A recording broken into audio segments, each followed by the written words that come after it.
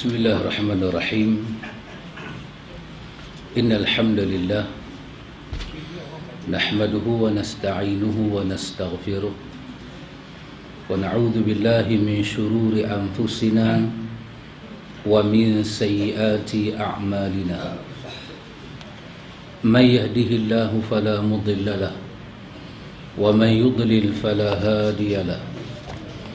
أشهد أن لا إله إلا الله وحده لا شريك له وأشهد أن محمدا عبده ورسوله. اللهم آتي نفسي تقواها وزكيها أنت خير من زكاها أنت وليها ومولاها. أما بعد.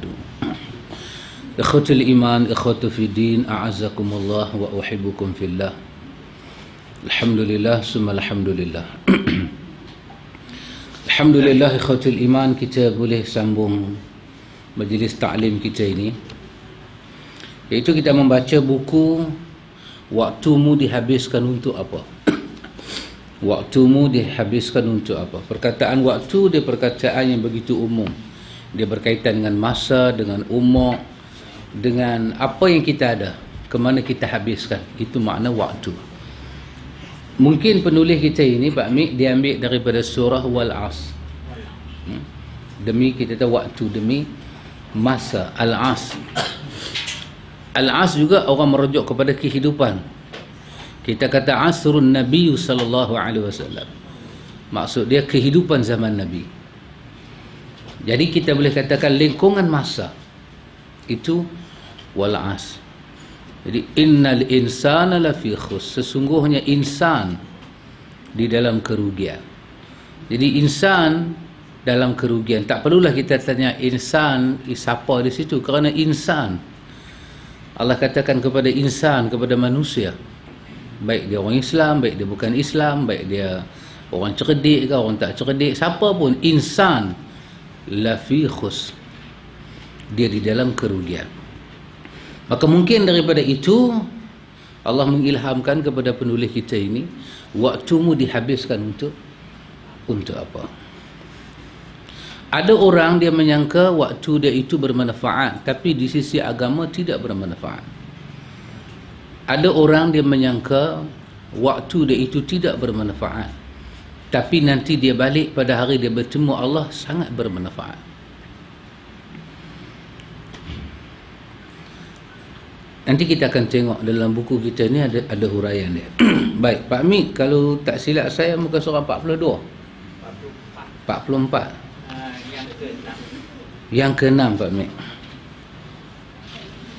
Muka surah 44 perkara yang ke-6, iaitu daripada perbincangan kita muka surat 25, iaitu cara kita membahagikan waktu. Muka surat 25 sampailah pagi ini perkara yang ke-6. Perkara yang ke-6. Dia kata pada kita perkara yang ke-6 kita penuhkan waktu kita dengan apa? Dia kata dia dengan membaca. Dia suruh kita membaca. Satu buku muka surat, satu buku buku tu 100 muka surat diberi kepada rakyat Malaysia.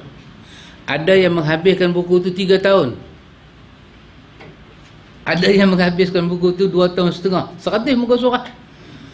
Berbanding rokok 20 batang, tak sampai 4 jam. Maknanya Pak Amin, membaca ni satu benda yang very heavy metal kat kita ni. Dia cukup berat. Dia cukup berat. Larat Pak Amin, kita baca 2 patah, buku duduk atas dada, kita lena. Betul apa Man? Membaca adalah salah satu cara terbaik untuk memanfaatkan waktu.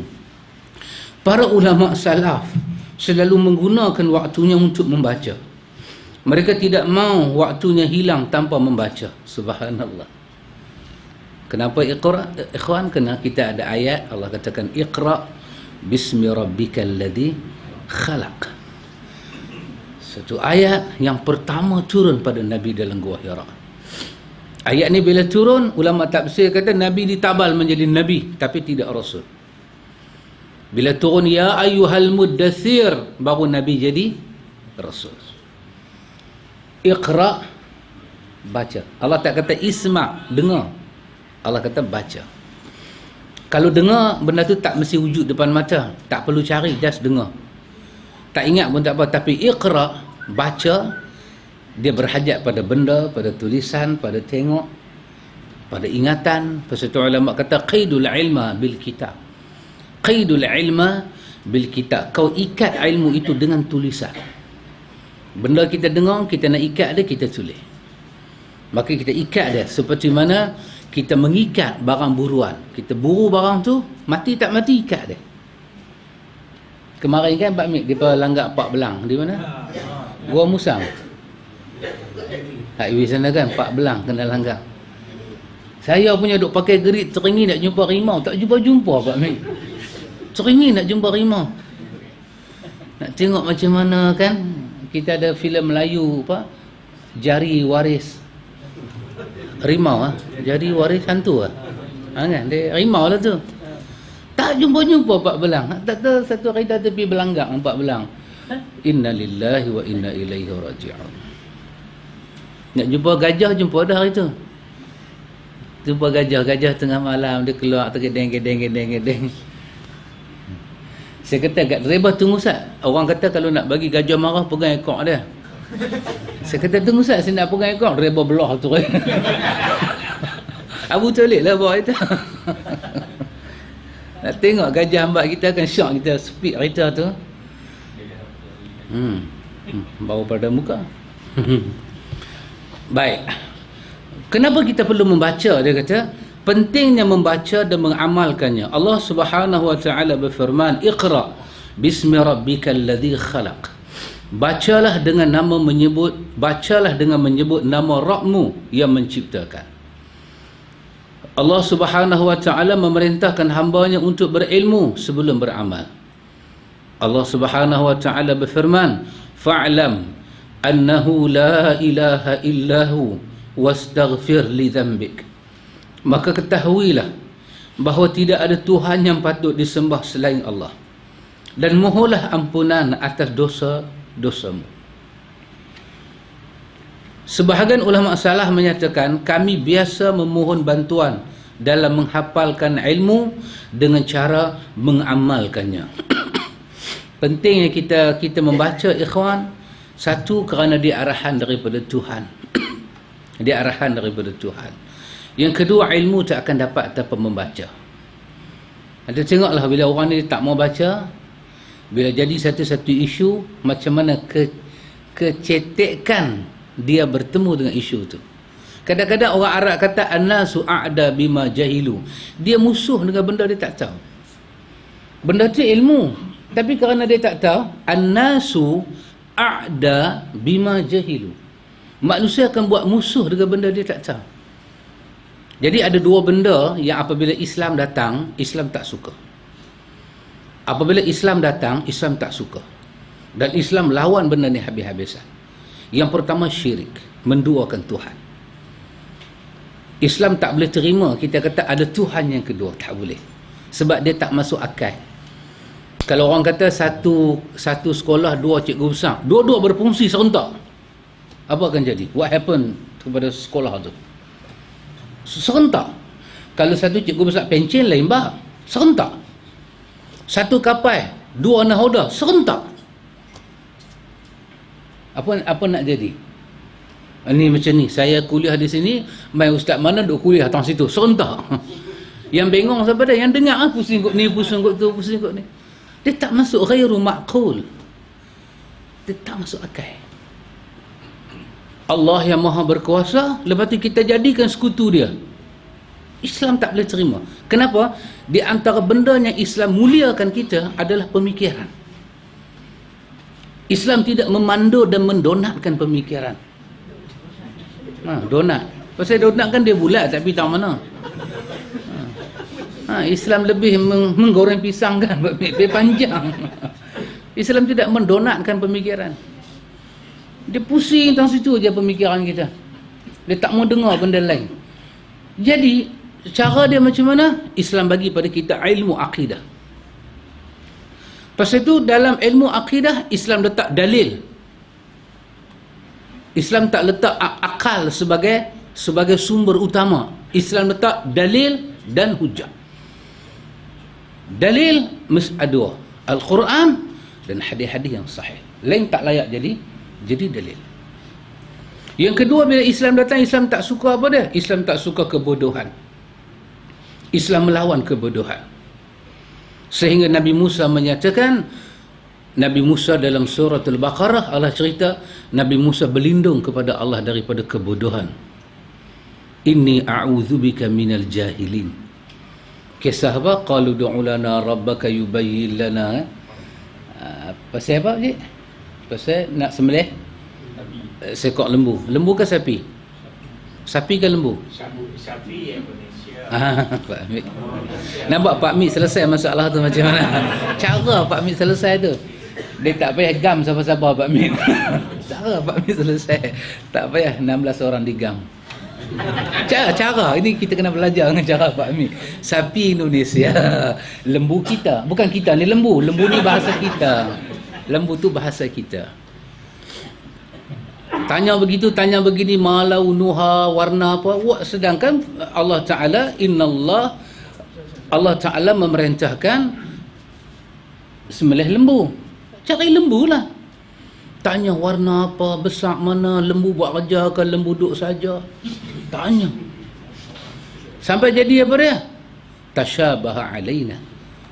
Lembu yang asal dia senang, tiba-tiba nak sembelih jadi tashabaha alaina. Apa? Sama lah jadi. Lembu mana ni? Wahai lembu, senang cari. Maka Nabi Allah Musa kata, sesungguhnya aku berlindung pada Allah daripada kebodohan ini. Maka bila agama datang, Islam datang, yang pertama, Islam tidak mahu kesyirikan. Beribadah kepada Tuhan yang Esa.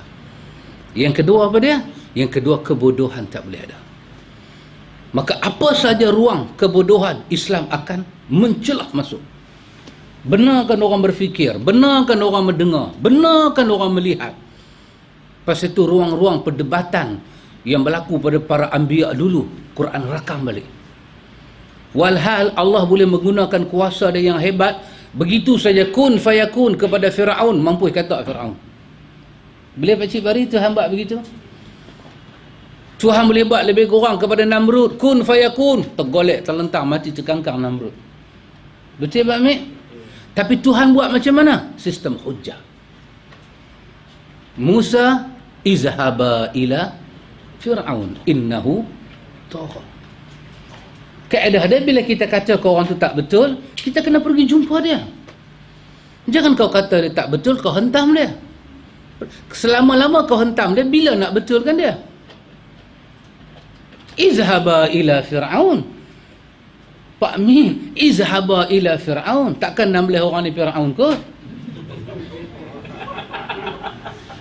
Izhaba ila Fir'aun.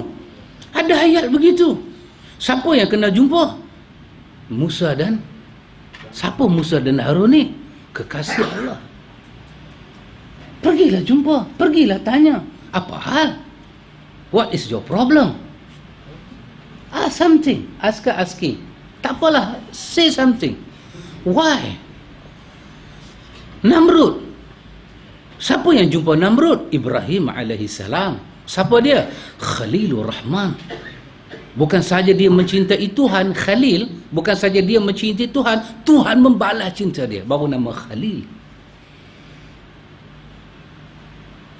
Alam tara ila alladhi haja Ibrahim. Tidakkah kau lihat orang yang berhujah dengan Ibrahim? An atahu Allahul mulk. Dalam Baqarah kan? Allah beri pada dia pemerintahan.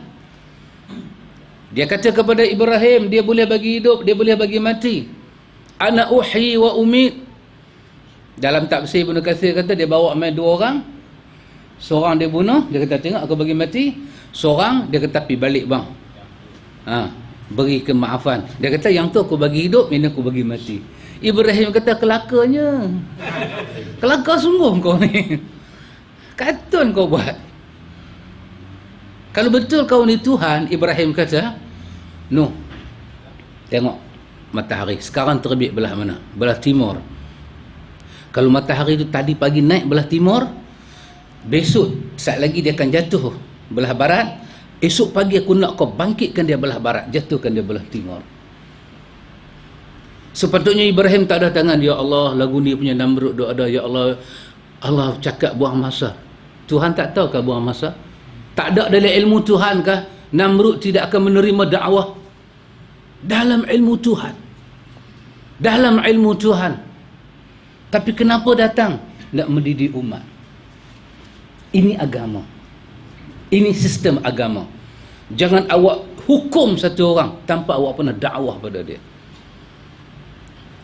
Ramai di sana perempuan-perempuan lacur duk ada di rumah pelacuran. Jangan kata mereka pelacur sebelum awak pergi dakwah pada mereka. Berapa ramai jadi pelacur? Kenapa? Kerana duit tak ada, laki tinggal dia. Berapa banyak? Ada. Salah satunya yang pernah pengalaman saya jumpa sendiri. Bukan saya pergi ke depa, tidak. Saya tidak pergi ke depa.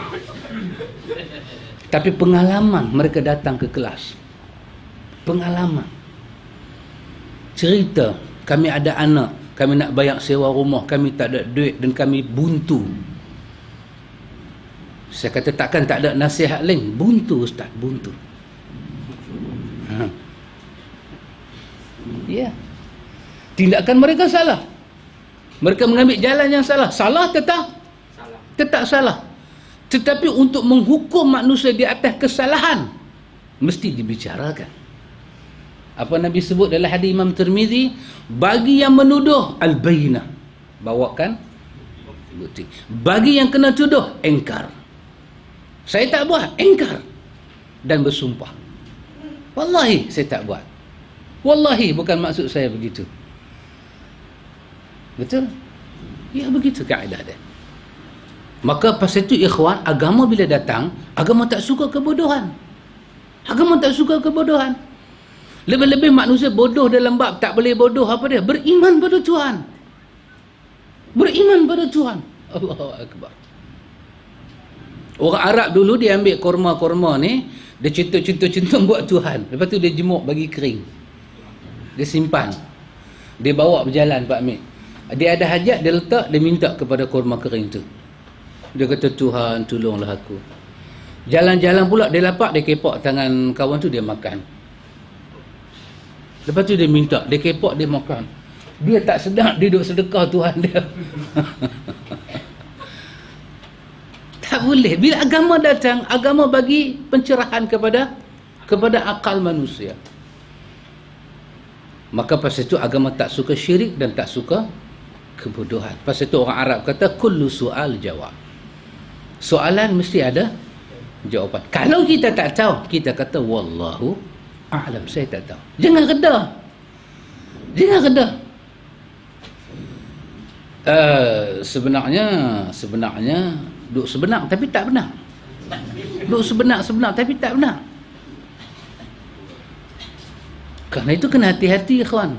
Kullu soal jawab. Dan jawapan datang daripada Quran. Pasal itu antum bila baca Quran, cuba teliti pada ayat-ayatnya mula dengan i'lamu ataupun wa'lamu. Cuba teliti. I'lamu ataupun wa'lamu. Allah kata i'lamu annamal hayatad dunya la'ibun wa lahwun wa zinatun wa tafakhurun bainakum. Ulama tafsir kata apabila ayat itu depan i'lamu ataupun wa'lamu, Tuhan nak kita tahu dengan sebenar-benar. Jangan ambil tahu daripada orang lain. Dia sedang bagi tahu benda tu. Reject daripada orang lain. Reject. Wa'lamu maksud dia apa? Hampa semua kena tahu. Maka apabila Tuhan sendiri bagi tahu, bermakna benda tu cukup mustahil. Maka jangan belajar daripada orang lain. Sampailah Nabi sendiri memberi huraian pada ayat itu. Tahu. Allah kata, Allah ajak kita masalah hidup atas dunia. Allah kata, i'lamu annamal hayatad dunya la'ibun wa lahwun, dalam surah Hadid. Allah kata, ketahuilah sesungguhnya duduk dalam dunia ni satu permainan, satu keseronokan. Maka jangan percaya siapa-siapa menilai dunia lain daripada benda ini. Dunia mesti ada benda ini. Lepas tu bila dikatakan dunia tu seronok, Nabi SAW bagi tahu dalam dunia ni tak mana paling seronok. Maka Nabi kata, ad-dunya mata' wa khairu mata'iha al-mar'atu salihah. Nabi kata dunia ni memang Tuhan buat ada tempat seronok. Ketahuilah, kalau kamu dapat wanita yang salihah, maka itulah keseronokan yang paling baik untuk kamu. Lepas itu agama bersusah payah mendidik wanita jadi salihah. Wanita salihah ni, maaf cakap saya main seorang hari ni. Saya Pak Izzah pergi Sungai Petani, teman bapak mata sebelah tak nampak. Siapa pula tu? Ikan jangan potong steam. Orang tengah cakap. Pasal itu, kerana wanita itu Quran kata kepada kita, wa'lamu annamal hayata dunya la'ibun wa lahwun wa zina. Dunia juga zina, satu perhiasan. Perhiasan ni apa dia, ikhwan? Orang tengok nampak cantik. Tapi bila benda berhias tu pudak, kita kata tak ada apa-apa pun sebenarnya. Nampak macam gah Pak Mi. Tapi betul tak ada apa pun. Kan? Saya baru ni naik Mercedes 400cc. Duduk belakang tu boleh runjuk sampai habis kaki. Ibu jari tu sampai tak kena apa dah. Masih ada ruang lagi. Boleh terlentang Pak Mi. Tapi lagu tu lah naik Mercedes. Esok naik kereta jenazah siapa tu? Unjuk apa-apa. Betul Pak Mi? Kereta jenazah pun 4 tayar juga. Bukan kata berlunjuk, terlentang terus. Tidur terlentang, terbujur kaku kita. Tapi apa beza kita nah? Beza kita zina. Apa dia? Perhiasan. Kita terpesona. Bila kita naik Mercedes, kita naik Viva. Yang mana jiwa kita rasa macam roti Mary kembang bola etek? Yang mana kita rasa kembang? Mercedes nah. Wahai terlupa Mercedes tu orang punya. Terlupa Pak Mi duduk babai kat orang. Rasa macam kita punya. Manusia tahu. Pasal tu Quran kata, bila Quran kata i'lamu ataupun wa'lamu, jangan belajar dengan orang lain. Benda yang Tuhan nak bagi tahu, itulah hakikat dia. Allah kata wa'lamu annallaha ma'al muttaqin. Ketahuilah hampa semua, sesungguhnya Allah bersama dengan orang yang bertakwa. Sesungguhnya Allah bersama dengan orang yang bertakwa. Allah kata hamba reti elok benda ni. Kalau kita takwa pada Allah, kita memenuhi ciri takwa, ada takwa dalam hidup kita, Allah kata wa'lamu annallaha ma'al muttaqin. Maka jangan siapa pengaruhi kepala kita, pemikiran kita, hati budi kita. Sesungguhnya dengan takwa itu aku bersama dengan Tuhan. Nanti orang yalah takwa apa sangat hang ni. Tak. Pertahankan takwa kita. Pasal itu dia kata diperlukan. Tengok dalam ayat ni, dia tak kata wa'lamu, dia tak kata i'lamu, dia kata fa'lam. Sama makna dia. Ketahuilah. Ambil tahu betul-betul. Annahu la ilaha illallah. Allah kata ketahuilah, sesungguhnya tidak ada Tuhan yang layak kamu sembah melainkan hanya Allah. Wastaghfir li zambik. Pohonlah ampun di atas dosa yang telah kamu lakukan pada Allah. Siapa boleh ampun dosa kita? Allah. Pasal itu hubungan kita dengan Allah tidak boleh ada perantaraan. Hatta Nabi bukan perantaraan. Nabi datang kepada kita, mengajar kita beribadat kepada Allah. Pasal itu bila Nabi itu dah selesai kerja dia wafat. Dia wafat. Kalau Nabi menjadi perantaraan yang hakiki, Nabi tak boleh wafat. Nabi kena wujud sampai kiamat. Nabi datang mengajar kita. Pasal itu Quran kata al-yawma akmaltu lakum dinakum. Agama dah sempurna. Cukup dah. Cara mendekatkan diri pada Allah, cara nak sampai pada syurga Tuhan, semua dah Muhammad dah ajar dah. Maka hari ini Muhammad balik bertemu aku. Kerana itu hanya Tuhan boleh mengampun kita. Tak boleh. Tak ada siapa diberi kuasa nak duk pergi timbang berapa kilo dosa orang, lepas tu kali dengan ringgit Malaysia. Tak boleh. Banyak dosa awak ni. Tengok zaman subsidi pula tak ada Pak Mi, beratlah sikit. Timbang-timbang kena 1,500. Satu dosa. Tak ada. Para ulama bukan orang nak makan kamsin. Para ulama kena ikhlas dengan agama ni, baru kita rasa nikmat beragama. Kalau kita tak ikhlas, kita tak boleh rasa sedap. Tak boleh rasa sedap. Kita demam bakmi kan, apa kita nak makan? Asengku je lah. Jorok Pak Ali pun rasa macam jorok Pak Leman. Tukar lah. Tak apa sedap. Pasal mulut kita baik kan. Asengku je lah. Benda tak ada vitamin, kula asengku. Kita tak rasa nikmat berhubung dengan Tuhan. Bila kita susah, kita panggil Tuhan, tak rasa nikmat. Kita sakit, kita suruh Tuhan, kita rasa lambat. Kenapa ikhwan? Jiwa kita parah. Tuhan bagi 99 nama dia untuk kita hayati. Kita tak hayati. Gaba-gaba kita. Tuhan kata dia Al-Azim. Dia Al-Azim. Apa makna Al-Azim? Lepas itu masalah bila nama-nama Tuhan tidak diterang seperti mana Nabi terang pada sahabat. Lepas itu pendidikan yang paling benar, apa yang Nabi didik para sahabat. Lain kita tak nak. Kita nak yang asal. Dari ucapan tersebut, ucapan tadi, para salaf kata kami biasa memohon bantuan dalam menghafalkan ilmu dengan cara mengamal. Macam mana kami nak kekalkan hafalan kami? Kami amal ilmu tu. InsyaAllah dia kekal. Macam kita kan, kita balik ke rumah, apa yang kita baca, kita ulang kaji, insyaAllah kita ingat. Tapi bila kita balik-balik simpan, kuliah duha berapa tahun pula, main pula, tak mana muka surat.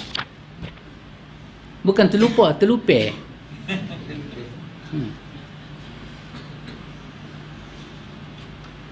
Dari ucapan tersebut menunjukkan betapa pentingnya mengamalkan ilmu yang telah dipelajari.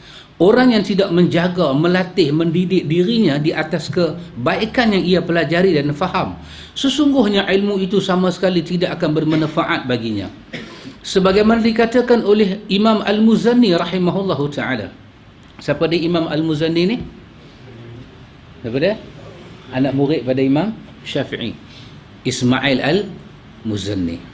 Walaupun dia mazhab, dia belajar lutut ke lutut dengan Imam Syafi'i, tapi ada beberapa bab dia khilaf dengan Imam Syafi'i. Dia khilaf dengan Imam Syafi'i. Alhamdulillah dia tak masuk orang yang ke-17 lah. Alhamdulillah. Begitu nyaman orang khilaf kan. Hari ni khilaf sepit dada. Ya, kata lagi. Kata Imam Al-Muzanni rahimahullahu ta'ala, aku mendengar Imam Syafi'i rahimahullahu ta'ala berkata, Imam Syafi'i lahir tahun berapa? Imam Syafi'i lahir tahun berapa? 150. Dia mati 204. Dia ada juga yang kata 205. Tapi 204 itu nampaknya macam lebih banyak sikit. Apa nama sebenar Imam Syafi'i? Muhammad bin Idris. Dan kadang-kadang kita kata saya berpegang dengan mazhab Muhammad bin Idris. Dia kata punggah, mai pula nyempat pun tak lepas lagi. Mana pula derih ni? Ada. Sorong papan tarik papan, buah keranji dalam perahu. Kan? Bodoh mereka tu. Dia tahu nama Imam Syafi'i. Kita sebut saya berpandangan dengan pandangan Imam Muhammad bin Idris, mati yang lahir pada tahun 150 Hijrah. Oh, dia kata macam Imam Syafi'i, tapi awak ikut lain, awak Syafi'i yang tak mau ikut lah. Kesian lah. Kesian. Jadi macam Abang Jamil kan, Kak Tipah tanya, kesian. Awak Abang Jamil hang, kesian. Saya Abang Jamil dah pesan, jangan sebut lain daripada kesian. Imam Syafi'i kata Imam Muzali, aku dengar Imam Syafi'i kata, barang siapa tak menjaga diri, maka ilmunya tidak bermanfaat baginya. Siapa tak menjaga diri, maka ilmu dia tidak bermanfaat. Ikhwan, bila kita ada ilmu, pastikan ilmu tu bukan pekerja asing yang kita khadamkan dia. Pastikan dia menjadi penyuluh kepada kita. Jangan buat ilmu ni khadam. Kita tahu banyak benda. Bila main satu benda kita kena beramal, kita selisih dengan dia. Shut up ya. Kan kadang kita belajar Pak Amir, kita berjumpa dengan keadaan ilmu datang, kita khadamkan dia. Macam kita halah hantu. Baca pula ayat embun. Kita buat macam mana kita tak ada ilmu. Apabila kita buat macam tu, Imam Syafi'i kata ilmu tidak akan menyumbang pada manfaat. Kita tak akan jadi baik sampai bila-bila. Itulah kegunaan rajin membaca. Semakin seseorang rajin membaca, meneliti, mengasah pemikirannya, maka dia akan semakin banyak memiliki ilmu dan mengamalkannya. Asahlah pemikiran kita dengan membaca. Baca buku baik-baik. Buku tak baik pun kita boleh baca juga, tapi dengan tujuan nak mengambil pelajaran saja, bukan nak mengamalkan dia. Tengok ada satu benda, apa dia nak kata ni, tak apa, belajar, katalah pagar untuk haji ke, pagar untuk lebay ke. Tengok Ustaz, dia jampi apa. Janganlah kita jampi macam dia. Nak tahu. Maka bila kata orang salaf, kami belajar benda yang salah, tujuan untuk mengetahui kesalahan itu, bukan nak beramal. Imam Qurtubi kata, bagi seorang hakim, dia berhak belajar ilmu sihir supaya dia tahu selok belok sihir untuk menghukum ahli sihir. Sejauh mana sihir dia tu. Kalau dia tak tahu selok belok, dia akan ditipu. Tapi tujuan dia belajar untuk apa? Ilmu dia lah. Pasal itu bidang dia. Firman Allah Ta'ala, innama yakhshallaha min ibadihil ulama. Sesungguhnya di antara hamba-hamba Allah yang takut kepadanya hanyalah para ulama. Para ulama di sini merujuk orang yang berilmu. Orang yang berilmu. Al-ulama adalah plural daripada alim. Al-ulama yang takut kepada Allah, ilmu yang banyak ni, yang kita asah dia dengan metod yang betul, kita ikhlas kepada Allah, ilmu tu akan bawa kita takut pada Allah. Semestinya begitu. Pasal Quran kata pada kita, yarfa'illahu alladhina amanu minkum walladhina utul ilma darajah. Allah mengangkat ilmu. Allah mengangkat kedudukan orang mukmin dan orang-orang yang berilmu kepada derajat yang tinggi. Darajat, perkataan plural. Bukan darjah, tapi darajat. Derajat tinggi, atas tinggi. Sehingga Imam Ghazali kata apa dalam Ihya? Imam Ghazali dia kata, dinukilkan daripada Ibnu Abbas, satu derajat ke satu derajat 500 tahun perjalanan. Ada 7 derajat dia kata. Umur kita pun duk main 40 pun menampas tak lepas. Sebab ni tak lepas. Makan pulut sikit tak keluar suara. Tak makan pulut geram. Baru ni tengok Abang Mat dengan Ustaz Abu Talib, dia kena pulut kuning, cuma tak berkemian lah. Pergi Kelantan pula dia jamu pulut putih. Pulut putih bubur pisang, pulut putih bubur mamplam kan.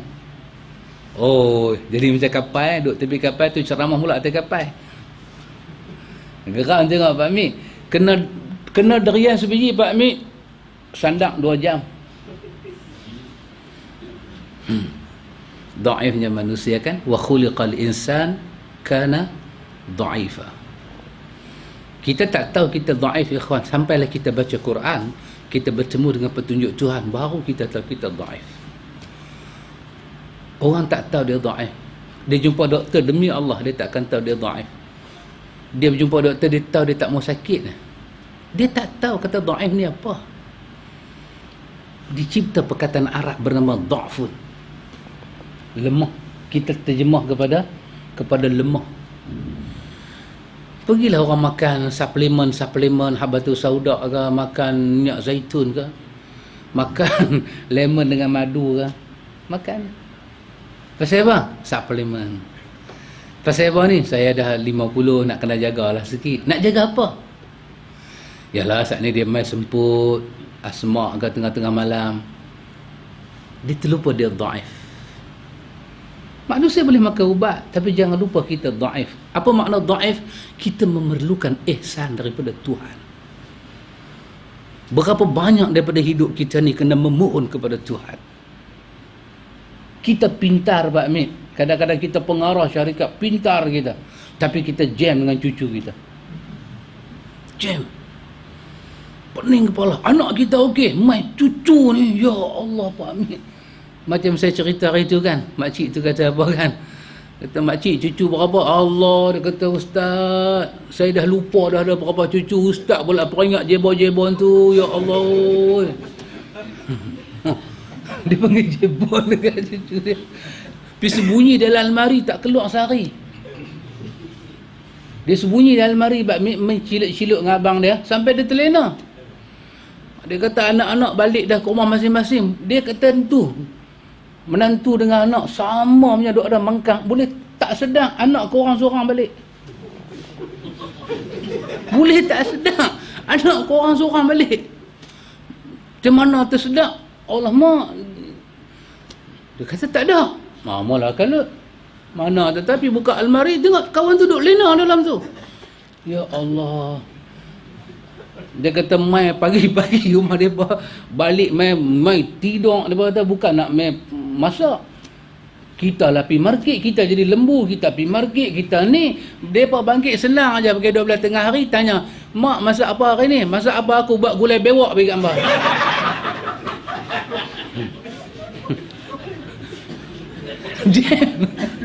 Makcik tu punya cerita saya dah gelak. Tapi dia cakap cara orang Selangor lah kan. Saya cerita cara bahasa Penang. Kita memohon Allah Ta'ala, bantuan Allah Ta'ala. Ni mungkin sekolah kan, anak-anak pergi sekolah semua, banyak ustaz tolonglah berapa sekolah nak tukar, bacalah sikit ayat kat anak. Dhaif. Manusia ni dhaif, dia lemah. Dalam surah Ar-Rum Allah kata apa dia? Allah cipta manusia bermula dengan dhaif. Lepas tu Allah pinjamkan kuah, kekuatan itu Allah cipta bagi kat kita. Kemudian Allah pusing balik jadi dhaif. Kemudian Allah bagi berubat. Kemudian Allah tanya, siapa buat ni semua? Alhamdulillah, makan sakit, makan ubat, tak apa, no problem. Tapi jangan lupa, insan ini dhaif. Dhaif maksud dia apa ya kawan? Apa yang kita ada dipegang oleh satu benda lain, kuasa Tuhan. Dia boleh on, dia boleh off. Masa dia on, kita bernafas cantik, alhamdulillah, boleh duduk, kena aircon, kena semua. Dia off, kawan duduk sebelah kita, kita lagu ni punya duduk bernafas cantik elok, dia kena pakai tu cokok muka. Lagu ni punya udara mai kat kita, tak pi kat dia. Tu boleh bayang? Pak Amir, kita doktor kata tarik nafas, kita tarik nafas sampai masuk dalam perut. Doktor kata buang angin, buang betul-betul, kita buang angin, keluar habis semua. Ambil doktor kata lega lah. Kawan sebelah tu pakai tu, udara duk main sepoi-sepoi bahasa. Lah macam mana tak masuk kat mulut dia? Kita ni boleh exercise angkat tangan, pusing balik. Kawan tu kita kat Allahu Akbar. Tengok Tuhan punya kuasa. Manusia dhaif, sangat dhaif manusia. Pasal itu kita kena sujud pada Allah. Antum, bila kita salat, ini bukan saya sebut, apa yang para ulama salaf sebut. Di antara maksud kita rokok dan sujud, bukan semata-mata nak letak dia atas tanah, tapi semata-mata di antara maksud dia kerana nak mulut kita memuji Tuhan. Maka jangan kita bila rokok mulut kita ni diam, puji Tuhan. Bila kita letak dai kita atas lantai, kita sujud, jangan memenuhi makna sujud saja kemudian serah semua bacaan kepada imam. Tidak, Tuhan nak mulut ini memuji Tuhan. Sebut subhana rabbiyal a'la.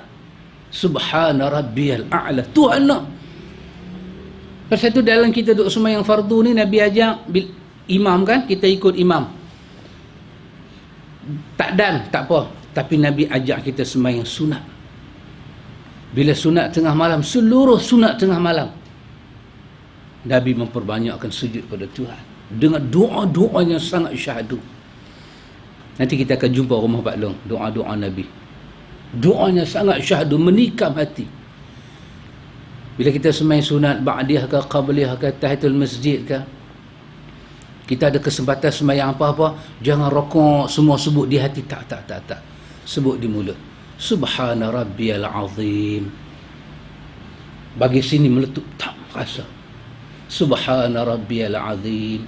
Kadang-kadang kita saja nak sembahyang 2 rakaat waktu duha, kerana rindu hati ni nak memuji Tuhan. Kita mesti puji Tuhan. Kalau kita tak puji Tuhan, itu menunjukkan kita bukan orang yang dhaif. Kita mesti memuji Tuhan kita, pencipta kita, yang duk supply rezeki kepada kita. Kita mesti memuji dia. Rokok kepada Tuhan, katalah subhana dzil jabarut wal malakut wal kibriya wal azamah. Kata puji Tuhan. Subuhun quddus rabbul malaikati war ruh. Kata. Habis tak ada subhana rabbiyal a'la. Subhana rabbiyal a'la. Bagi puji Tuhan dalam rokok, i'tidal, bukan saja sami'allahu liman hamidah, rabbana walakal hamd. Sebut di mulut kita, rabbana walakal hamd, hamdan katsiran tayyiban mubarakan fi mil'as samawati wa mil'al ardi wa mil'a ma syi'ta min syai'in ba'du ahlas sanai wal majdi. Puji Tuhan. Kalau hidup kita ni tak ada puji Tuhan, Tuhan akan tunjuk kecelakaan dalam hidup kita. Bukan kecelakaan dalam duit, tak ada. Tuhan akan tarik rahmat hidup kita ni. Sebahagiannya kita sedang rasa hari ni. Ada orang kena pukul mati. Surat khabar kan? Kes apa? Tak ambil anak. Mati. Tuhan tarik rahmat. Rahmat hidup.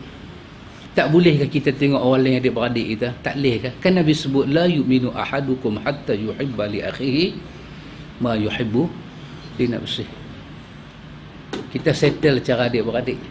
Kita pukul, satu nyawa hilang. Apa Quran kata? Man qatala mu'minan muta'ammidan fajaza'uhu jahannam khalidan fiha wa ghadiba Allahu alaihi. Siapa yang bunuh satu nyawa dengan sengaja, dia kekal dalam neraka jahanam. Allah murka dia, Allah laknat dia. Allahu akbar. Allah tarik rahmat tu. Tarik rahmat. Tak ada kesian belah. Ada kita bawa kereta, kita bawa motor, berapa banyak kita nampak orang nak lintas, kita bagi dia jalan. Kalau kita berhenti, kereta lain tak hentam kita lah. Kosong kan? Tengok. Kadang-kadang orang tutuh nak pergi acak. Teringat dah kita, ni mak kita, tok kita. Berhenti saat pegang tangan dia nak pergi. Rahmah. Tuhan tarik. Lepas itu insan kena tunduk pada Tuhan, kena puji Tuhan. Lepas itu Tuhan bagi pada kita duka. Bila kita duka, kita ingat ke dia. Lepas itu antara duka dan bahagia, banyak duka serang kita daripada bahagia. Pasal nikmat ni, kata Nabi Allah Sulaiman dalam surah An-Namli, hadza min fadli rabbi liyabluwani. Semua ni kurnia nikmat daripada Tuhanku, dia sedang nak uji aku.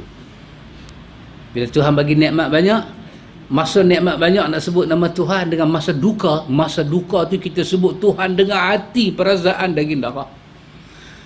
Masa kita senang sebut juga nama Tuhan, tapi kaki sila panggung kan. Sila panggung kau ya? Sila panggung. Cara kita zikir, subhanallah. Baru makan pulut belahak, subhanallah. Sambil subhanallah, lena pula Pak Amir. Ya. Tapi kalau kita lapar, satu subhanallah, ayat mata bertakung. Ayat mata bertakung. Allah banyak hantar duka. duka cita. Dan ustaz-ustaz ni pun kalau banyak sangat seronok, dia kurang ikhlas dalam menegakkan agama Tuhan. Tuhan bagi musim-musim dia kena katuk kepala sikit Pak Amir. Ada yang bangkit tahajud, Tuhan tolonglah aku. Kan? Bila kita ada zon selesa dalam dakwah, kita rasa dakwah kita sampai pada semua orang. Sebenarnya tidak, kita yang seronok seorang-seorang. Tuhan bagi cabaran. Apa yang kita lalui ini, tak nak kata zarah apa yang Nuh lalui, na'udzubillah. Habuk tak ada. Ibrahim lalui. Isa lalui. Sampai Allah angkat dia naik ke langit. Penduduk bumi tak mau dah dia. Penduduk bumi tak mau dia. Tapi bila kita kena sedikit ujian-ujian macam ni kan, kita punya tahajud tiap-tiap malam. Daripada awal surah Kaabah keluar sampai lah, tahajud tak tinggal Pak ni. Ya Allah, padamlah nama aku. Kelakar manusia ni. Ada, ya Allah. Bismillah. Kita kena seronok apa Tuhan bagi pada kita, ikhwan. Jangan kita cemas, jangan kita menangis. Puji Tuhan dulu. Alhamdulillah. Puji Tuhan. Seronok. Kita tahu Tuhan tak akan buat benda yang memudaratkan mukmin. Tidak. Tuhan bukan bagi istidraj. Setiap kali ujian pada mukmin, hatta terkena syaukah duri, apa akan jadi? Satu dosa dibuang, satu derajat diangkat. Betul? Betul. Berseronoklah dengan ujian Tuhan. Cuma kata Nabi Yaqub, aku mengadu pada kau ya Allah. Mengadulah ke Tuhan, mengadu. Bukan mengadu dalam bentuk ya Allah, why me? Why Dilailah? Why? Tak. Kita mengadu ke Tuhan pasal apa ya kawan? Kita mengadu sebab kita, manusia ni dia perlu bercakap. Dia perlu luah. Ya Rabb, inni ashku ilaika. Wahai Tuhan, aku mengadu kelemahan jiwaku ya Allah. Kuatkanlah aku. Itu pengaduan kita. Macam Nabi Yunus mengadu. Nabi Yunus bukan ya Allah beratnya sakit aku, tolong. Tak. Nabi Yunus beritahu pada Tuhan, ya Allah aku ditimpa susah dan kaulah yang penyayang daripada yang penyayang. Itulah pengaduan. Yaqub mengadu kerana rindu pada anak dia. Aku rindu pada Yusuf ya Allah, aku rindu pada Yusuf. Tak ada nak pergi buat macam masuk hantu ke apa. Yang tu histeria. Mengadu pada Tuhan. Mengadu pada Tuhan. Bila dalam Ali Imran balik daripada perang Uhud, orang beritahu kat Nabi, ya Rasulullah, kita dikepung pula. Apa Nabi kata? Kita dikepung. Innan nasa qad jama'u lakum. Sesungguhnya kamu dikepung. Apa Nabi kata? Hasbunallahu wa ni'mal wakil. Cukuplah Tuhan menjadi wakil. Serah. Dakwahnya kita lakukan dakwah Tuhan. Serah kepada Tuhan. Apa yang kita kena buat? Ikhlas kepada Tuhan. Cukup. Kita bahagia. Kita bahagia Pak Amir. Walaupun orang nampak kita sengsara, kita bahagia. Rumah kita bukan mahligai, tapi nikmat mahligai. Kita bukan makan anggur Pak Amir, kurma kering saja, tapi kita telan nikmat dia Pak Amir, tak sangkut dia rengkung. Kawan hak buat kianat ni Pak Amir, telan kurma kering, telan anggur, rasa macam buah zakum duk bergulung ni. Nampak gelak berbahak-bahak, Tuhan rampas kebahagiaan, Tuhan cedera parahkan rumah tangga. Kita boleh buat kianat pada orang, tapi jangan kianat pada dakwah kepada Tuhan. Ini kita belajar di sini.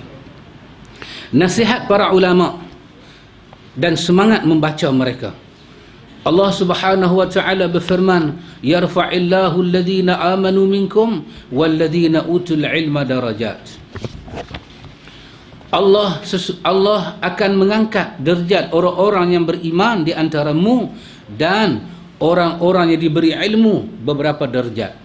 Imam Ahmad rahimahullahu ta'alanya wafat pada tahun 241 Hijrah menyatakan, keperluan manusia terhadap ilmu lebih besar daripada keperluan manusia terhadap makan dan minum. Kerana makan dan minum hanya diperlukan sekali atau dua kali dalam sehari. Tetapi keperluan terhadap ilmu adalah sebanyak bilangan tarikan nafasnya. Kita makan minum, ada orang tak makan. Makan pagi, lepas tu sampai tak makan dah. Ada orang nasi tak makan. Makan oat aja Pak Amir. Kuih ke oat. Kan yang kapten bawa kapal tu. Syarikat dia dekat Mak Mandiak kan. Jalan Mak Mandiak tu lama syarikat. Mak Mandi. Mak Mandi ni kan Mak Mandiak. Alhamdulillah. Ada orang boleh hidup tak makan puasa pada pagi sampai maghrib baru jamak, tak mati. Tak mati apa, sihat. Tapi manusia tak boleh hidup daripada subuh sampai maghrib dalam keadaan tak ada ilmu. Banyak silap manusia akan buat.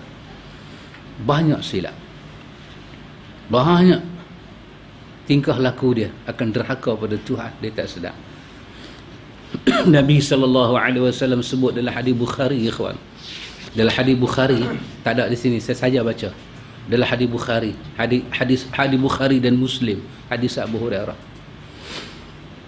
Kadang-kadang kita jalan sikit keluar, kita jumpa orang-orang yang apa nak kata, elit ke? Apa? Gedung di darat, kapal di laut ni. Banyak apa ni, kira orang hebat lah, orang ada-ada kan? Depa ni ada-ada. Macam Mak Itun kata, kami orang ada-ada lah. Mak Sudin kata, kami berada juga. Ada apa? Satu cincin apa? Rotan ke? Mak Sudin. Cincin besi ke? Besi ke apa? Temaga tak pernah sabar sahabat. Mak Itun kata, kami ada 2 cincin belian. Ya, betul kata orang beli, kita orang ada-ada. Kata Mak Sudin, kalau apa? Kalau pihak laki-laki dan pihak perempuan mula berkelahi, itu tandanya nak berbesan. Jadi berkelailah ramai-ramai. Itu tanda dia nak berbesan. Kalau duk rapat, kalau saya rapat dengan Pakcik Bari, tak berbesan lah kita Pakcik. Kalau saya berkelahi, kalau tak berbesan pun, Pakcik bermenantu saya lah Pakcik. Itulah.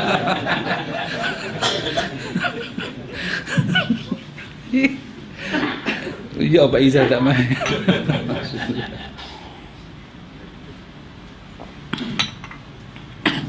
Dalam hadis Bukhari Muslim, Nabi sebut pada kita, kadang-kadang kita tak tahu. Hadis Abu Hurairah, Nabi kata, man amsaka kalban yanqusu min amalihi kulla yawmin qitarun, wa fi riwayatin qiratani. Man amsaka kalban, Nabi kata, siapa yang memelihara anjing. Amsak bermakna dia saja. Apa panggil apa? Bila dia panggil apa? Pet ni. Maksud dia? Dia sayang kan? Dia sayang. Ramai budak-budak ada boleh peluk. Dia nak peluk. Nai. Rumba nalan nai. Nai ni maksud dia. Anjing lah kan? Tapi very beautiful. Very beautiful. Cantik lah kan, dia pergi sikat rambut, bagi mandi, dia bagi pakai tudung. Anjing pakai tudung. Anjing tu duk tengok muka dia, biar betul tu anakku ni. Yang nak masuk neraka, bukan aku. Ini cerita orang Islam ni, cerita orang Islam. Nabi kata, man amsaka kalban, siapa yang memelihara anjing, yanqusu min amalihi, bila dia pelihara anjing, maka Nabi kata akan berkuranganlah pahala amalan dia setiap hari. Qiratun, 1 qirat. Dalam riwayat lain 2 qirat. Siapa pelihara anjing, maka sehari pahala dia akan hilang 2 qirat. Kita pun tahu qirat ni apa dia? Sebesar Jabal Uhud. Hilang. Semayang, sedekah, kebaikan, ramah tamah, tegur siapa orang, tolong menolong. Nabi kata illa, melainkan Nabi kata kalba, anjin, harthin au kalba masyiyah, melainkan anjing yang tak menghilangkan pahala, anjing yang kita bela kerana ada pasal apa? harth, kita ada tanah nak jaga ke, dusun ke apa ke, ataupun kita guna anjing tu untuk satu-satu ternakan kita kerja. Dia duduk kat kita tu, dia buat kerja, bukan dia jadi pet kita, dia kerja. Maka kita bagi dia makan, kita letak dia sebelah. Maka anjing ni tak sesuai kita duk pergi peluk, dia makhluk bekerja, bagi dia bekerja. Siapa pergi belah anjing, macam beli apa, bear panda, panda bear, pegang cium, tapi hak yang tipu lah. Hak panda betul, dia tidak menaah lah. Tidur dia peluk, cakap dengan panda, panda gerak mama pukul 6 je. Dia suruh panda gerak, panggil mama. Apa tu? Betul-betul trouble. Panda gerak mama pukul 5. Kalau panda tu gerak dia betul panda jadi mama, dia jadi panda. Ramai orang Islam yang kaya-kaya, yang tak tahu agama, belanjing. Orang Islam belah Australia belanjing. Pasal apa? Mereka ada tanah yang besar. Mereka ni apa? Biri-biri kan, nak bagi masuk dalam betul kandang mereka Pak Amir. Saya tengok mereka naik kuda kan, betul-betul macam kita tengok cowboy kan, dia pusing tali tu, anjing tu lari. Saya kata macam pernah tengok dalam TV. Apa Little House apa Little House kan, serta anjing nanti lari kan. Mana ada gambar tu tak ada gambar tu pakcik. Sherry Lobo habis biar. Poli paling cerdik dalam dunia ni Sherry Lobo.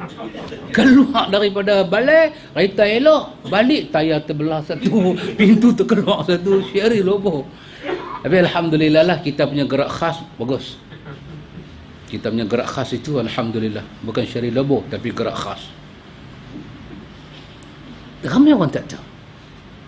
Maka pasal itu pastikan kalau anjing nak ada dalam rumah kita, dia sakit, kita tengok dia duduk tepi jalan, kita rawat dia, duduk saat tak apa.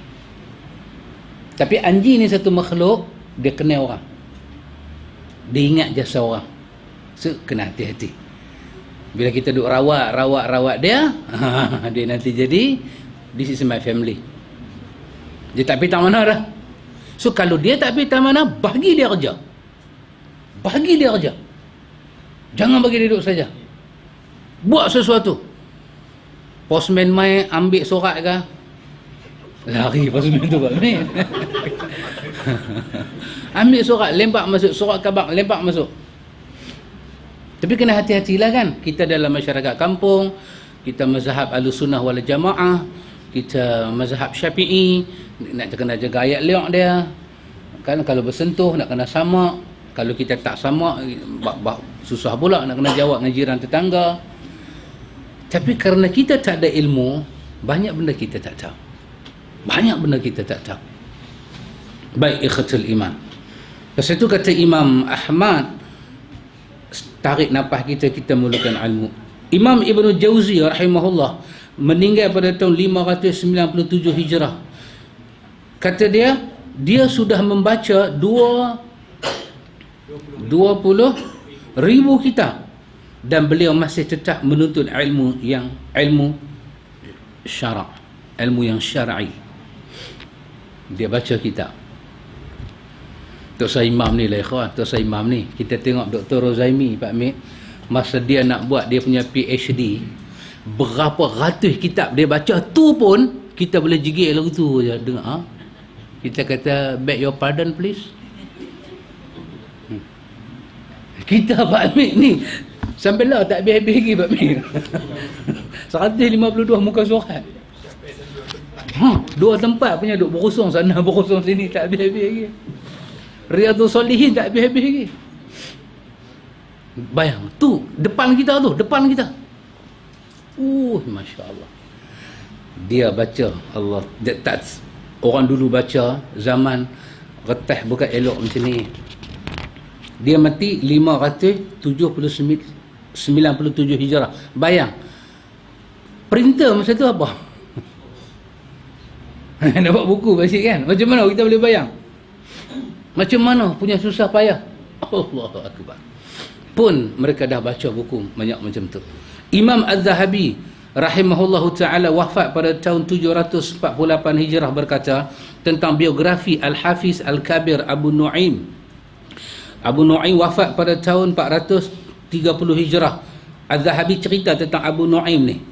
Kata dia, Abu Nu'aim telah berkata Ahmad bin Muhammad bin Mardawih pada zamannya banyak para ulama yang menggembara untuk mendatanginya. Tak seorang pun dari setiap ufuk di seluruh dunia yang lebih afdal dan lebih dijadikan sandaran daripadanya. Para hafiz, penghafal hadis dunia telah berkumpul di hadapannya. Setiap hari bergiliranlah setiap orang dari mereka membaca apa yang beliau inginkan hingga mendekati waktu zuhur. Apabila beliau beranjak menuju rumahnya, mungkin dibacakanlah kepadanya di jalan sekitar 1 juzuk dan beliau tidak pernah bosan. Makanan pokok beliau tidak lain adalah mendengar hadis dan mengarang buku. Dia ni orang yang mengaji dengan dia, tapi dia sendiri sambil duduk berjalan tu, mungkin daripada tempat belajar ke rumah akan habis 1 juzuk pengajian. Dia sendiri nak dengar orang baca hadis kat dia. Antum bayang tu, kita buat apa ni? Kita buat, tak apalah kita nak hantar anak sekolah, memang kena hantar. Hantar anak sekolah, hantar cucu sekolah, okey. Tapi takkan tak buat benda lain, membaca. Habis tak ada Al-Quran. Habis tak ada subhanallah, istighfar. Sangat mujarab dengan merawat kehidupan. Astaghfirullah, astaghfirullah, astaghfirullah. Sibuk lah kita sibuk. I know you all very busy people. Manusia sibuk. Kita orang sibuk. Tapi kita baca riwayat ni, kita malu lah. Orang ni dah cukup alim. Orang ni dah cukup hebat. Dunia buat rojokkan dengan dia. Tapi dia tak miss baca. Saya teringat Syekh Maulud cerita. Dia kata beza kita dengan para sahabat Nabi. Sahabat Nabi kaya-kaya. Abdul Rahman bin Auf kaya. Dia kata, mana kita tahu Abdul Rahman bin Auf tu kaya? Mana kita tahu Osman tu kaya? Dia pernah habaq ke aset dia 2.6 bilion ke? Tapi dah bagi balik lah, alhamdulillah. Kita tahu mana? Tak tahu kan? Dia kata secara tarikh, secara cacatan history, sejarah, sahabat lain tahu dia pun kaya ketika mereka menginfak di jalan Tuhan. Baru nampak dia kaya. Kalau tengok rumah dia, tengok pakaian dia, kita duk ingat kita ni serupa lah. Tapi tahu dia kaya bila dia memberi kepada Tuhan dan dia mengharapkan sesuatu daripada Tuhan. Ketika itu dahsyat Abu Bakar. Baru tahu Abu Bakar kaya. Ikhwan, banding dengan kita kaya masa bila? Kita kaya masa perbaik rumah. Oh, kaya. Kita kaya tukar kereta. Oh, kaya. Kita kaya masa bila? Buat loan baru. Kita kaya masa bila? Kita kaya ni ketika kita guna kekayaan tu untuk soleh hidup kita secara peribadi. Tapi kita dhaif ketika kita memberi untuk Tuhan. Demi Allah, saya cakap ni macam tu Pak Mit. Ketika kita memberi untuk Tuhan, sangat dhaif. Semua kita serupa. Tetapi bila mai raya, kita beli untuk diri kita, untuk isteri, untuk suami, untuk anak, untuk cucu, Allah. Kita orang baru tahu dia tak layak terima zakat. Tapi ketika dia bagi untuk agama Tuhan, kita rasa, ya Allah, pakaiannya hamba Allah ni. Beginilah kita akan berdiri di hadapan Tuhan di hari akhirat. Kata Syekh, mereka memberi untuk Tuhan dan mereka mengharap keselamatan di hadapan Tuhan. Manakala kita memberi, hati kita tak sepenuh yakin Tuhan akan membagi balik apa yang kita beri untuk Tuhan. Pasal itu agama berjaya zaman mereka, agama kurang berjaya zaman kita. Allahu Akbar. Bila kita melihat tatapan salafus salih, kita baru tahu hidup kita Pak Mik. Kita baru tahu hidup kita. Ada satu lagu dia kata kemana. Takat tu saya ingat. Kemana dia kata, kemana. Macam mana sambungan dia? Sahabat tak ingat? Kemana, di mana, kemana kan ku pergi ya? Siapa? Sang Korean tu apa nama dia? Kemana? UKIS. Siapa sebut UKIS? Sabar. Ikam, kamera fokus. UKIS, betul. Kemana kan? Kemana kan? Kemana? Apa sambungan dia? Bintang 1000. UKIS pakcik Kemana pergi bintang 1000? Menghilang apa lebih kurang lagu tu lah. Ya. Di antara ulama pada abad ini yang menjaga waktunya, tengok zaman kita ada tak ada orang jaga macam ni? Bersungguh-sungguh dalam berjihad untuk menegakkan sunnah, menyebarkan ilmu yang bermanfaat, menghabiskan waktunya dalam menuntut ilmu, ialah Syekh Muhaddithin Imamul Ulama Syekh Muhammad Nasaruddin Al-Albani. Dia mati pada 1420 Hijrah, ya, 1437. Berapa tahun? 13. 17 tahun. Takkan pakcik, saya masa Syekh Nasruddin mati, saya ada di Jordan. Lama pakcik. Takkan dah 17 tahun saya pergi Jordan. Masa tu saya ada di Suhaileh. Saya keluar pada Iraq, saya transit di Jordan, di Suhaileh. Lepas tu radio buat bagi tahu kan Syekh Nasaruddin Al-Albani telah meninggal dunia. Dahsyat ikam. 99. Sekarang 2016. Ya Allah. Dahsyat Ikam tu nak berapa lama dah? Mau ikam.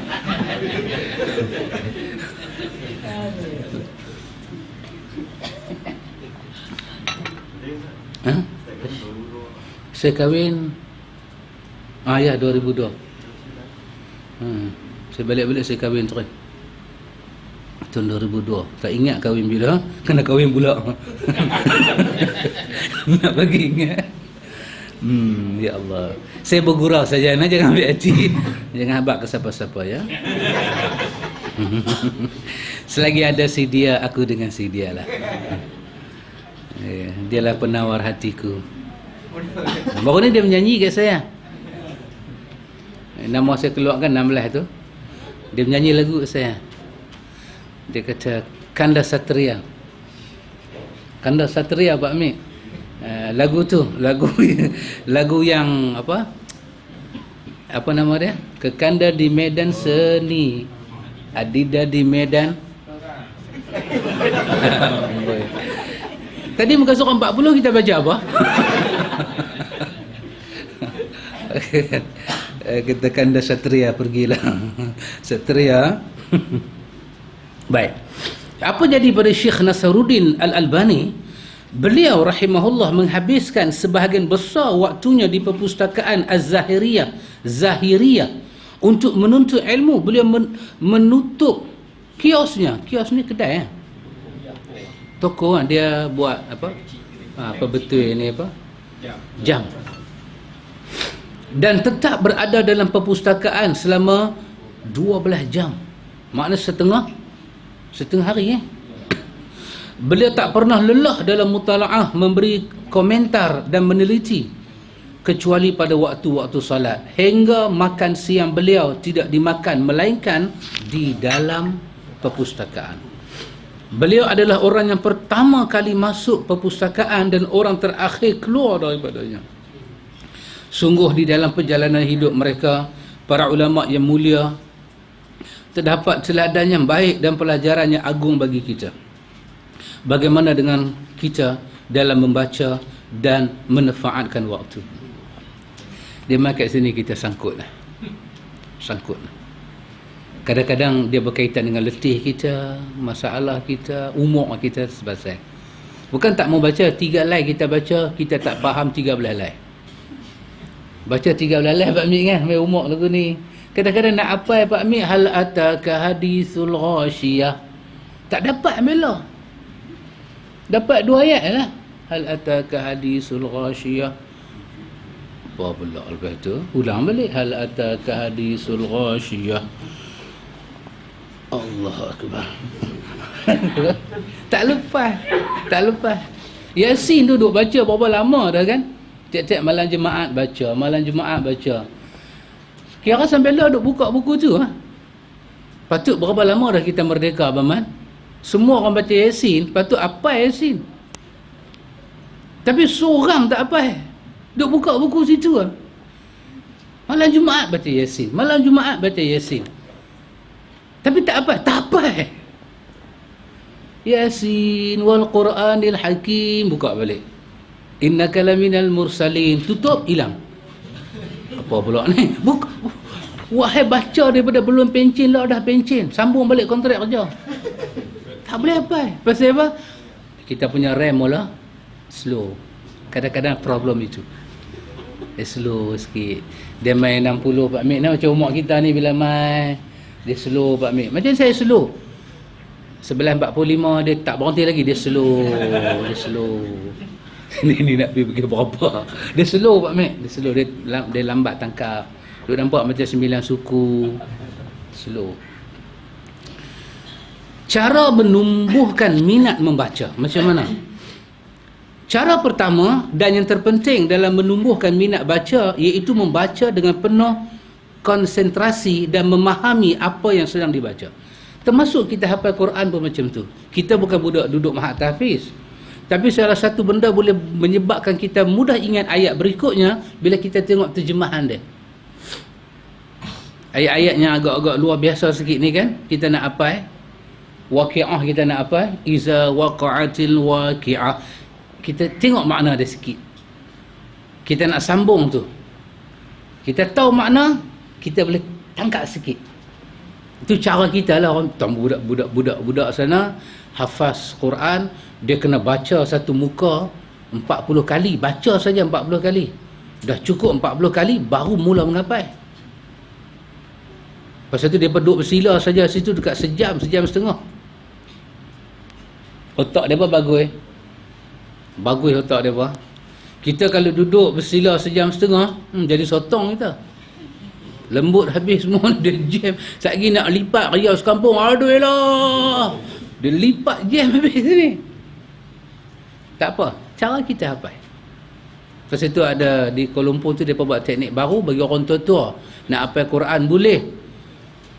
Orang tua-tua, ada beberapa orang tua-tua yang umur 60 telah hafal Quran. Start hafal lepas pencen. 4 tahun, 5 tahun hafal Quran. Guna kaedah yang sama. Tapi orang tua-tua tambah sikit. Satu muka kena baca 60 kali. Mesti dapat dia kata. Tapi nak boleh 6 kali tu, 60 kali tu, kalau tak sabar, berbuih mulut tu. Cara kita. 40, saya try 40 kali. Lengah satu badan. Sekali kena duduk atas kursi, melunjuk. Sekali exercise sikit.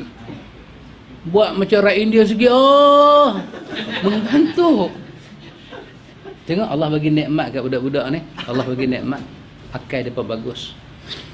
Syekhul Islam Ibn Taymiyah berkata, orang yang melihat segala sesuatu tanpa hati dan mendengar kata-kata para ulama tidak dengan hati, maka dia tidak akan mengerti apa-apa. Sebab pusat segala perkara berada di hati.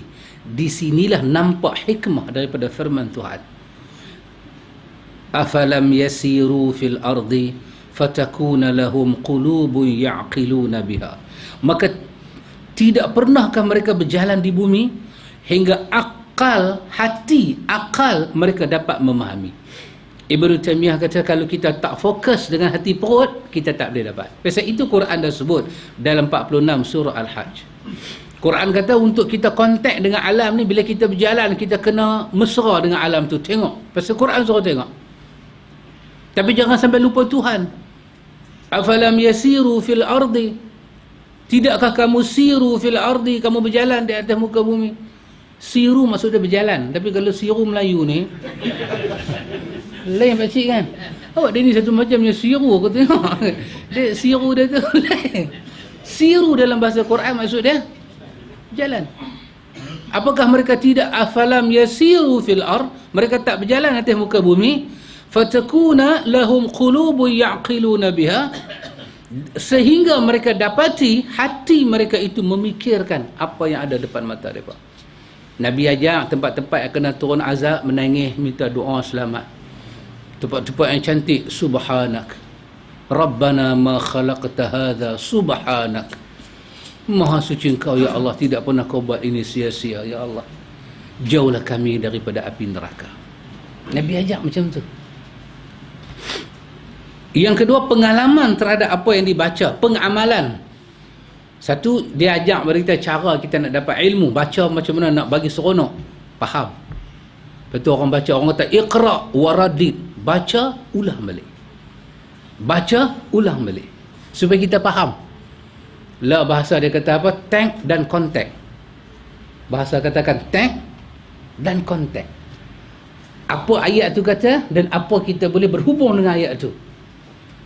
Hal ini sangat penting kerana ilmu syar'i yang telah dipelajari adalah untuk diamal, bukan sekadar untuk dihafal. Lebih-lebih kita duk baca tu benda berkaitan dengan agama. Jangan kita main-main. Benda agama bukan boleh masuk pemikiran kita. Nanti Tuhan tuntut di hari akhirat. Para ulama menasihat kita bahawa menghafal ilmu dengan cara mengamalkannya. Hendaklah seorang penuntut ilmu mencurahkan perhatiannya untuk menghafal ilmu syar'i ini dengan mengamalkannya dan ittiba'. Kita belajar, kita buat. Kita belajar, kita amal dan ittiba'. Buat tu bagi sama dengan ilmu. Saya tak tahu lah ikhwan, benda ni rasa tang sini dah kita nanti jam. Betul Pak Mik? Pasal ramai masyarakat kita ketandusan khazanah tentang Nabi Muhammad. Kita ketandusan. Kita tak tahu apa Nabi Muhammad bawa pada kita. Kita hampir macam tak tahu. Ada banyak benda ikhwan yang kita katakan di dalam agama ini memang itu daripada Nabi kita Muhammad, tapi benda tu dia tak sampai kat kita. Benda tu tak sampai kat kita. Sampai sekali-kali dia datang, kita jadi apa? Orang putih kata apa? Shock. Apa? Shock? Shock. Betul tak? Shock lain macam kan? Shock. Jadi apa? Terkejut. Apa? Culture apa? Culture shock ke? Culture shock. Yang tu lah saya nak sebut. Culture shock. Kejutan budaya. Terkejut kita. Kita terkejut. Kerana tu satu hari sahabat Nabi Pak Mik nama Huzaifah Al-Yaman. Huzaifah Al-Yamani kan. Dia duduk dengan sahabat-sahabat. Dalam riwayat kata annahu akhadha hajrain fawada'a ahaduhuma 'ala al-akhar. Dia ambil batu. Huzaifah dia ambil batu. Dia ambil batu satu, dia tindan dua batu. Lepas tu dia tanya pada sahabat. Summa qala li ashabih. Dia kata pada sahabat dia. Dia kata hal tarawna ma baina hadzain al-hajarain minan nur. Dia kata aku kapit dua batu ni. Apa nampak ada apa-apa cahaya boleh menembusi dia ni? Nampak tak? Maksudnya kita tak nampak tak rompong mana-mana. Dia ambil dua batu, dia kapit. Dia kata ada tak hampa nampak antara dua batu bertindan sama-sama batu ni, ada tak cahaya hampa nampak macam lubang sikit? Nampak tak? Dia berkata ya Aba Abdillah ma nara bainahuma minan nur illa qalilan.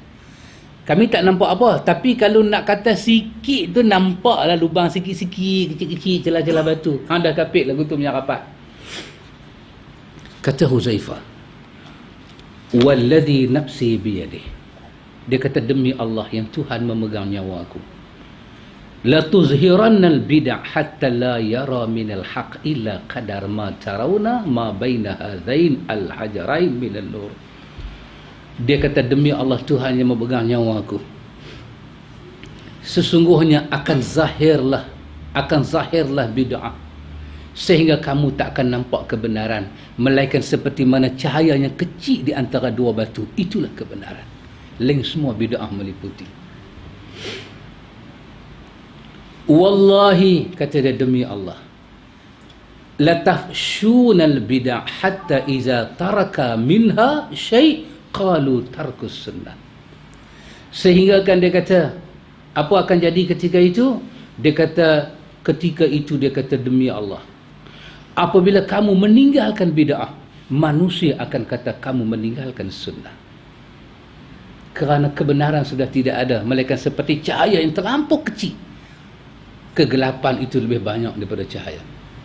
Bila kamu tinggalkan bid'ah, kamu kata itu bid'ah, manusia akan menganggap kamu meninggalkan itu adalah sunnah. Allahu Akbar. Tengok, di akhir zaman. Dahulu zaman Nabi, kita bacakan di Masjid Petrobong, dahulu zaman Nabi kalau hujan turun, para sahabat dengan Nabi akan sembahyang jamak tamam. Bila hujan turun, hujan zuhur ke, hujan lebat, maka dia pakai sembahyang zuhur 4 rakaat, kemudian khamat dia pakai sembahyang asar 4 rakaat. Terkenal di zaman Nabi. Di zaman kita hari ni, kalau hujan turun kita buat lagu tu, orang kata apa kita?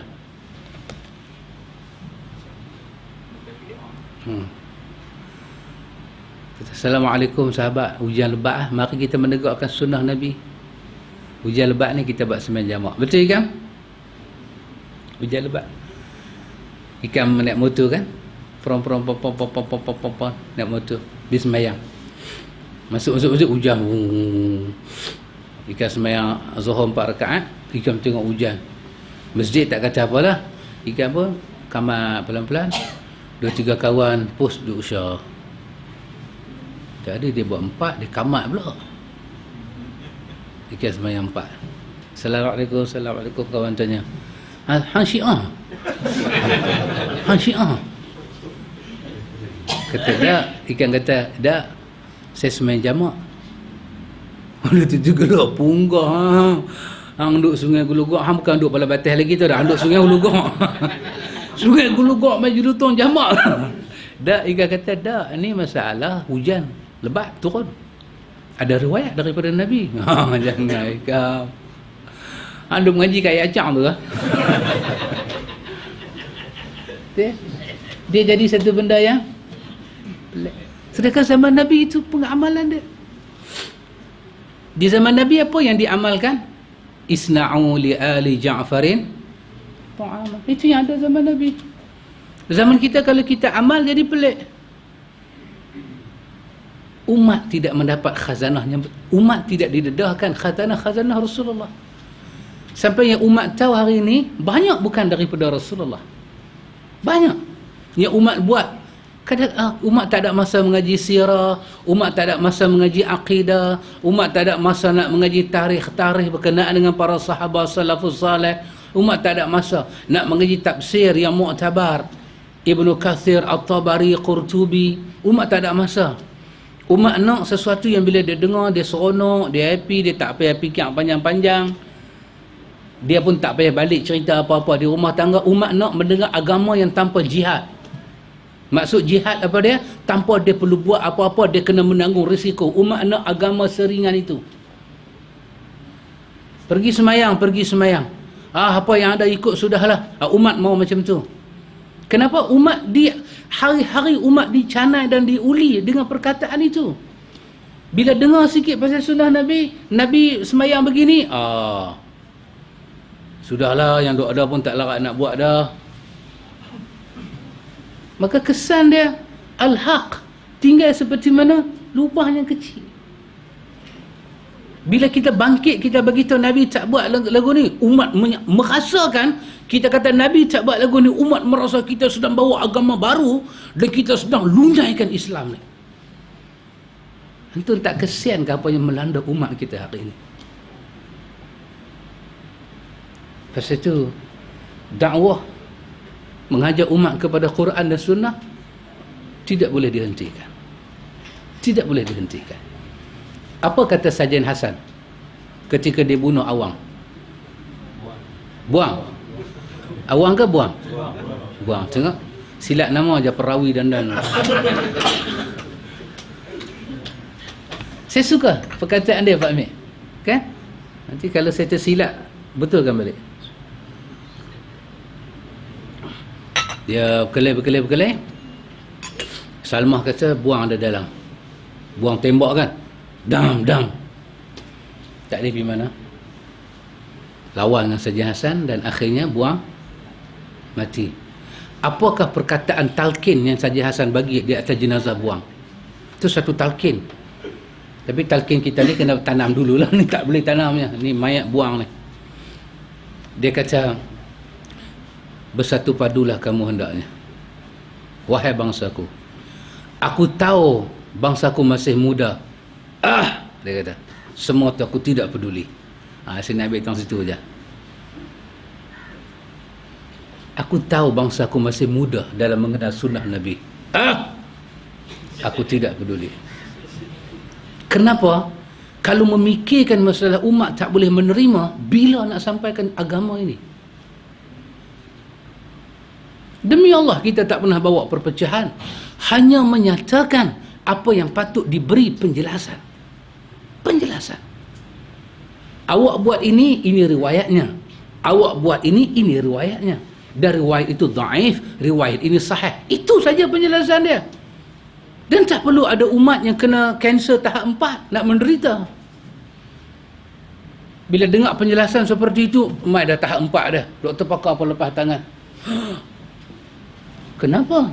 Hanya memberi penjelasan. Dan adakah setiap kali penjelasan diberi disebut rojokan, disebut tempat ambilan, tidak disebut somberono dan seenak edewe? Agama bukan benda berleha-leha daripada langit turun ke riba kita. Agama adalah wahyu. Pasal itu tak dapat dibohong. Kalau saya cakap bohong, saya kata boleh rojok dalam Al-Majmu', orang boleh cari Majmu' 22 jilid, orang boleh tengok selai-selai, tengok tak ada. Tengok. Agama. Tapi kalau saya kata agama, tapi saya tak sebut rojokkan, itu bahaya. Nak rojok macam mana? Nak rojok macam mana riwayat itu? Agama bukan barang mimpi-mimpian. Agama is not dream. Everybody can dream. Dream kan dreaming pakcik? Dreaming lah. Semua duduk bersandar mimpi. Ada satu masalah hadis sahih kata sahih, sandar mimpi. Allahu Akbar, astaghfirullah. Dalam tersandak tadi 2 saat saya termimpi Rasulullah kata sahih. Sahih. You think agama begitu ke? Kalau begitu agama tak perlu ada ayat yarfa'illahu alladhina amanu minkum walladhina utul ilma darajah. Tak perlu ada hadis Nabi, man salaka tariqan yaltamisu fihi ilman sahalallahu bihi tariqan ilal. Tak perlu kita struggle, bersusah payah, berjalan, kita mengapai, bertanya, menulis, mengambil faham agama, baru kita nampak kaedah agama. Kalau agama selesai dengan mimpi, maka kaedah ni semua buang dalam tong sampah. Kita keluar bagi penjelasan kepada umat. Kena bagi penjelasan. Hakikatnya kita menerima taruhan. Kita sanggup beri benda yang paling berharga dalam hidup kita demi mempertahankan agama ini. Kalau kesihatan kita Tuhan ambil dan Tuhan jaga agama ini, kita akan jadi para mujahid. Kita sanggup jadi pejuang untuk agama ini. Dan kesemua kita ikhwan kena bercakap dalam hal ini. Kesemua kena bercakap dalam hal ini. Terutama pada anak-anak kita. Nabi kata bila umur 10 tahun suruh anak kita sembahyang. Maka macam mana kita nak ajak anak kita sembahyang umur 10 tahun? Seperti mana Nabi sembahyang. Bukan seperti orang lain. Kita ada anak kita besar-besar, kita dah selesai dah buat solat. Bagi tahu pada anak kita yang abang duk tengok di masjid tu, mereka buat kerana perkara-perkara ni. Yang ayah nak ajak abang kerana perkara-perkara ni. Abang compare tengok. Beri anak kita kewarasan berfikir. Kita tak kongkong pemikiran dia, bawa dalil pada dia. Nanti dia membesar, dia hidup dengan dalil. Pasal agama ni sangat bernilai Pak Amir. Sangat bernilai. Sangat bernilai. Pasal itu apabila Allah bagi hidayah pada satu orang ikhwan, Allahu Akbar. Pasal itu kalau kita takut nak beramal, ada pepatah Melayu kata, kalau takut berumah di tepi ombak, jangan Macam mana? Kalau takut di lambung ombak, jangan berumah di tepi pantai. Kalau kain panjang sejengkai, jangan duduk pergi mengejos. Tu baunya Pak ni. Jos ni telan tuan-tuan kain tu sekali. Pasal tu. Tak ada siapa nak ambil risiko dalam hidup. Tetapi kalau menyampaikan, kita perlu ambil risiko, maka kita bersedia lah. Pasal apa tengok kata mereka? Sebahagian salah menyatakan, saya perhabis ni saja. Sebahagian salah menyatakan, kunna nasta'inu ala hifzil ilmi bil amali bih. Kami biasa memohon bantuan dalam menghafalkan ilmu dengan cara mengamalkannya. Bila kami amal satu benda, itu bantuan untuk kami ingat. Bila antum belajar, antum nota, pasal tu buku antum kata tengok buku-buku sunnah ni, dia akan ada nota kaki. Betul tak? Ya.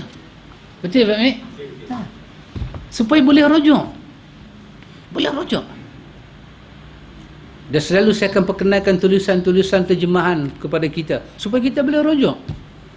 Kita boleh rujuk. Kalau kita mai semua boleh Arab, kita ambil kita Arab. Tapi cara kita ni, roti Arab dah makan dah, tak boleh lagi. Nasi Arab dah makan dah, tak boleh lagi. Cuma tinggal satu je Pak Mek. Tak menikah berapa Arab lagi. Kok boleh Pak Mek. Pak Mek kata insya-Allah. Makcik Ma, bukan saya kata Makcik Ma. Saya tidak ajar dalam bab ini.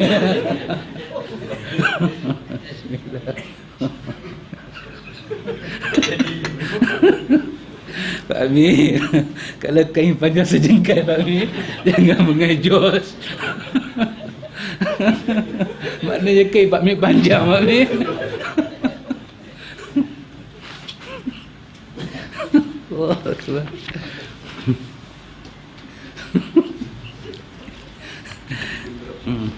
Makcik Mah baru keluar tandas. Alhamdulillah. Alhamdulillah. Menuntut ilmu syarak bukanlah tujuan akhir, tetapi sebagai pengantar kepada tujuan yang agung, iaitu adanya rasa takut kepada Allah, merasa diawasi olehnya, takwa kepadanya, dan mengamalkan tuntutan dari ilmu tersebut. Dengan demikian, maka siapa sahaja menuntut ilmu bukan untuk diamalkan, nescaya ia diharamkan dari keberkatan ilmu, kemuliaan dan ganjaran pahala yang besar. Pasal itu jangan duk, aku boleh benda ni aku nak debat dengan orang. Jangan ikhwan. Kita tak, demi Allah tak pernah merancang nak debat. Tetapi kalau hari orang bertanya, kita menjawab. Ahlus Sunnah selalu menjauhi perdebatan, kerana perdebatan tak pernah ada hasil yang baik. Dia akan membawa pada permusuhan. Lebih-lebih kalau kita berdebat dengan orang yang ada kuasa, lebih-lebih kawan tu tenggelam dalam kuasa, dia akan menindas kita. Cukuplah Ahlus Sunnah dengan prinsip penjelasan. Penjelasan jelas. Ahlus Sunnah tak ada perkataan kalah menang ikhwan. Kerana kalah dan menang ni, tak ada kalah menang. Awak kalau kalah menang, Nuh dah kalah. Kebanyakan para anbiya kalah. Ada nabi lari, seperti Nabi Allah Yunus alaihi salam kan. Sampai ikan besar tu kan telan Nabi Yunus. Pas swallow. Dia panggil swallow. Swallow. Maksud dia telan.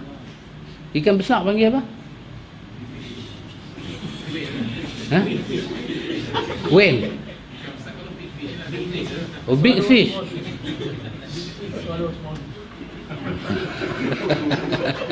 Tak apa, tolong tak apa. Ikan besar. Feel. Whale. Power whale. Swallow Nabi Yunus. Telan Nabi Yunus. Ikan paus telan Nabi Yunus.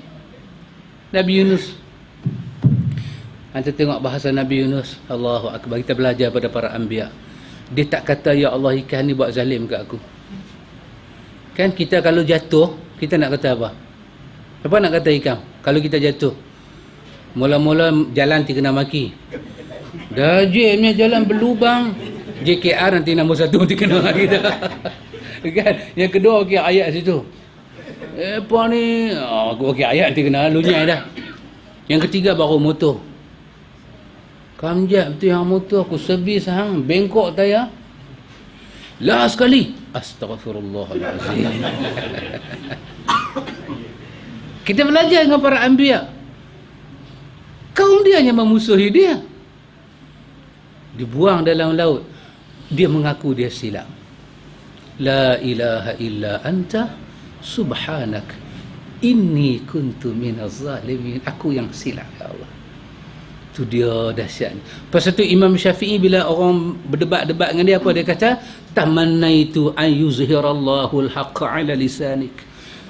Semoga Allah menzahirkan di atas lidah kamu kebenaran dan menghidayahkan aku mengikut kebenaran. Tapi kita cabar-mencabar kan? Nak tunjuk apa? Siapa nak tewas? Lepas tu cabar pula, siapa tewas letak jawatan. How dare you. Tak boleh lah. Itu menunjukkan kita tak belajar dengan Qisasul Anbiya. Pasal itu bukan mencari kebenaran, bukan mencari kemenangan. Ahlus sunnah ni ikhwan, dia bercakap 1000 orang bu kat dia. Kata Abdullah bin Mas'ud, kau tetap benar walaupun kau seorang. Kalau kita berpegang pada Quran dan sunnah, walaupun kita seorang. Al-haqqu ma wafaqal kitab wa sunnah wa in kunta wahda.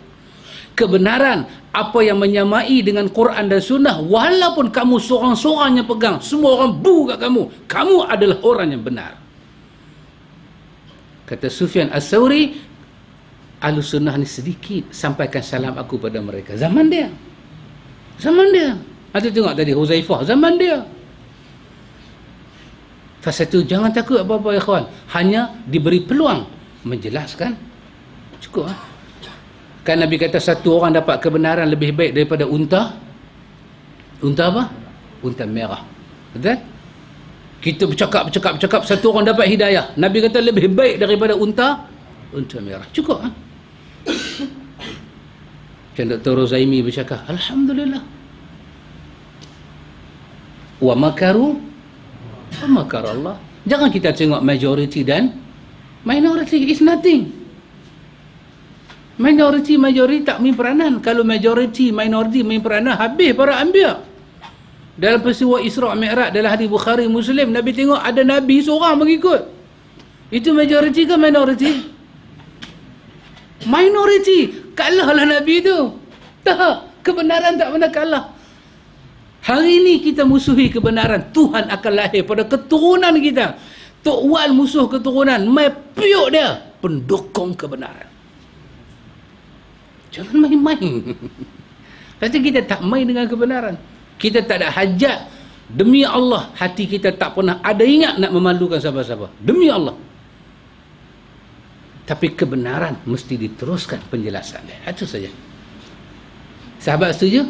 Sahabat dengan reben hari ni. Hikam tak ambil gambar. Supaya sahabat pakai reben. Tak senang. Ya. Kerana itu kita Allahu Akbar ikhwan. Siapa yang tak menuntut ilmu syarak, bermakna Allah tak bagi kemuliaan hidup pada dia. InsyaAllah lepas ni ikhwan kita akan tengok muka surat 51. Masih lagi perkara yang kenang. Dia duk bagi pada kita macam mana nak mencintai membaca. Dia kata baca materi yang disukai secara bertahap. Dalam baca dia kata mengenal semangat ulama salaf. Jangan duk baca sembrono. Baca. Lepas itu mula-mula sekali ikhwan dalam pengetahuan kita nak cari siapa dia? Kisah-kisah para nabi.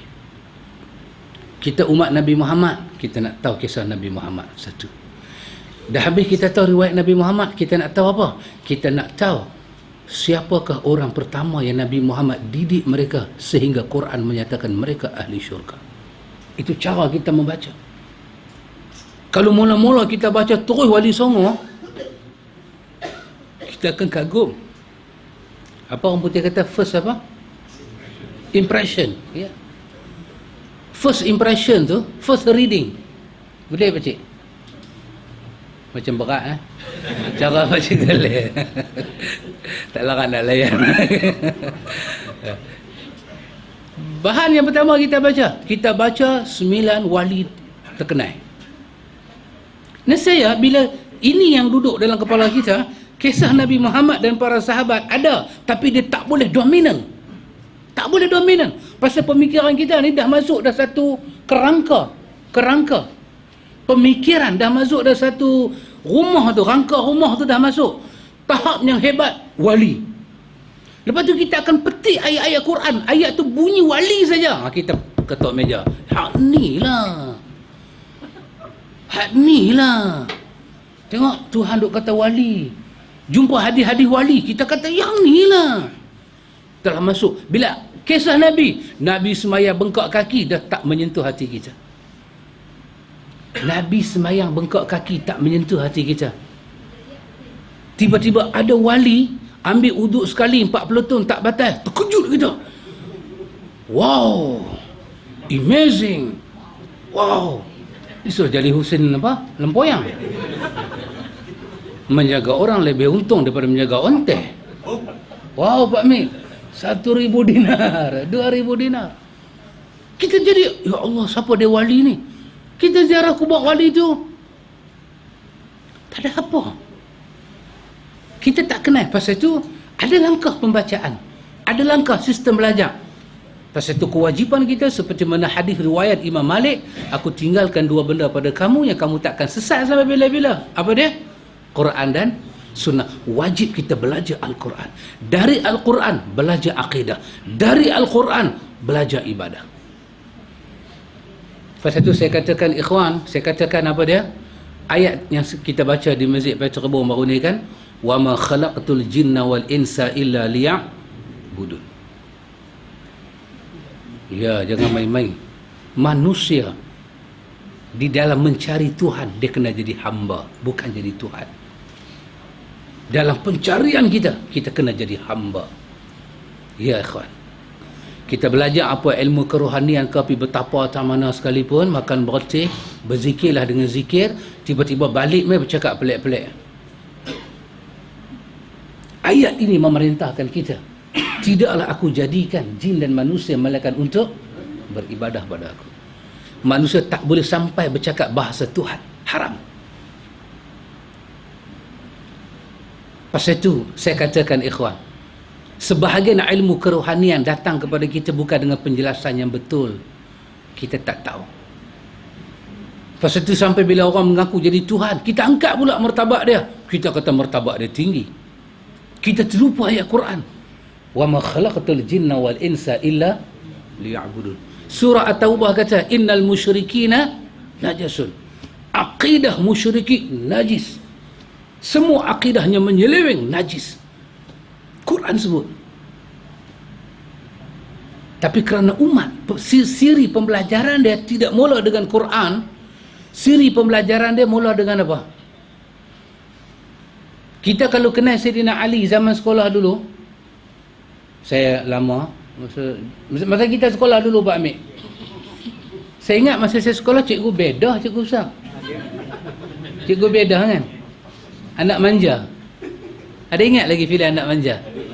Adik manja, anak manja pula. Tengok. Dan diperbetulkan. Adik manja, cikgu bedah kan? Ya. Apa saya nak, Pak? Tak, siri pembelajaran yang sampai kan? Kalau kita baca kisah sahabat Nabi nama Ali bin Abi Talib, apa kita kenal daripada Ali bin Abi Talib? Kita kenal dia sahabat yang Nabi didik sehingga jadi ahli syurga, ataupun kita kenal Ali dengan karamah pelik-pelik. Ali bawa tumpah minyak gas ke minyak nyok Pak Mik? Tumpah atas tanah, sekali Ali perah bumi, air tu dia boleh titik balik dalam botol. Itulah kekuatan Ali. Di mana? Dalam hadis Bukhari, tamana bab. Hadis Muslim, tamana bab ni. Tapi begitulah kita kenal Ali bin Abi Talib. Sayyidina Umar terkenal dengan apa? Suka pukul orang. Sampai orang kata Nabi ada 2, ada Umar, Nabi ada Abu Bakar. Lembut Abu Bakar, keras Umar. Siapa abang Umar keras? Tengok ustaz tu cengeng sikit, ini Umar. Tengok ustaz tu lembut sikit, Abu Bakar. Kita kena ada semua. Ada Abu Bakar, ada Umar. Macam mana kita kenal para sahabat? Ketakwaan Sayyidina Umar kita tak kenal. Kezuhudan Sayyidina Umar. Huzaifah sebut dalam hadis Muslim kan, Nabi kata kepada Umar, selagi Umar hidup pintu fitnah tertutup. Kita tak kenal. Keadilan Umar kita tak kenal. Kita kenal Umar jangan main. Dia kalau siapa buat lebih kurang kat Nabi, dia bagi pendapat sengit muka. Itu yang kita kenal Umar. Dia sembahyang sampai dia pengsan, dia menangis teresa-resa. Nabi berjaya mendidik mereka sampai jadi ahli syurga. Ansar dan Muhajirin. Muhajirin dan Ansar. Mereka sabiqun al-awwalun. Seluruhnya Allah redha dan Allah bagi syurga. Kita tak kenal. Kita kenal pula Abdurrahman bin Auf masuk syurga merangkak pasal kaya sangat. Macam tu kita kenal sahabat dengan jalan yang cukup lekeh dan selekeh. Siapa yang masuk neraka, masuk syurga merangkak? Fatimah kita kenal macam mana Fatimah? Fatimah sampai bomo-bomo kenal. Bila kita pergi bomo zaman-zaman dulu, bomo panggil hak lelaki, Siti Fatimah. Bomo tak pernah panggil Siti Aisyah. Siti Fatimah. Lelaki dia panggil Ali. Yang main ni hantu Syiah. Kita tak tahu. Pasal itu proses pembelajaran kena betul balik. Kalau dalam proses ni kita bagi tahu balik pada umat, start mengenal Islam dengan Quran, start mengenal Islam dengan hadis-hadis Nabi yang sahih. Kalau sistem tu kita berkenai, orang serang kita, orang attack kita, kita pertahan. Kita pertahan dan bagi penjelasan. Maka silap kalau kita nak kenal Islam tu, kita pergi kenal benda-benda yang tak patut kita kenal lagi. Tak patut. Nak kenal Islam jangan start dengan belajar tarekat. Jangan. Belajar tafsir. Dari situ kita akan jumpa akidah daripada Quran. Bila kita belajar tafsir, kita akan kenal hadis-hadis yang ada berkenaan dengan ayat-ayat itu. Jiwa kita akan tenang, ayat mata kita akan turun. Inilah mutiara yang selama ini kita belum jumpa, ya kawan. Yang umat tak tahu. Umat dia cerita macam-macam.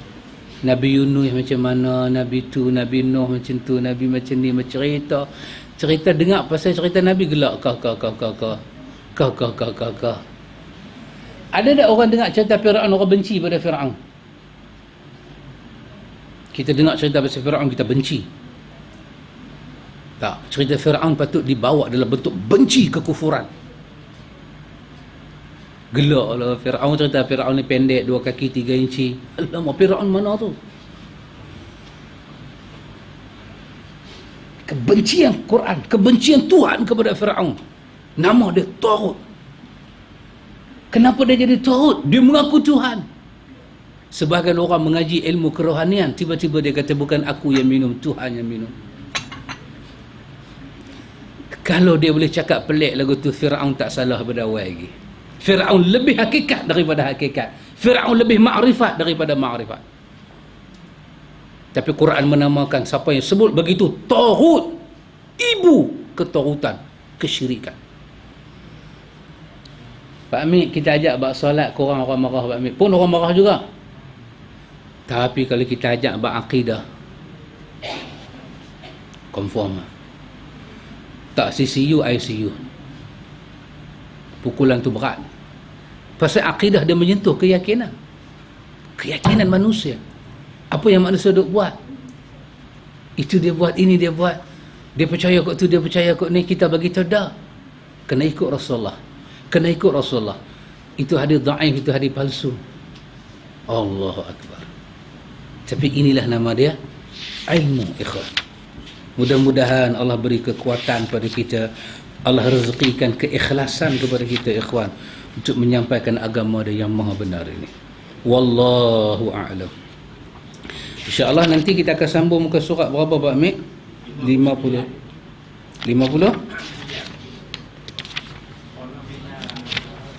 Tak bagi Pak Amir? 51. Tak bagi 51. Nak tengok apa cadangan-cadangan dia bagi kat kita, macam mana kita nak ingat ilmu tu. Wallahu a'lam. Subhanakallahumma wa bihamdika asyhadu an la ilaha illa anta astaghfiruka wa atubu ilaik.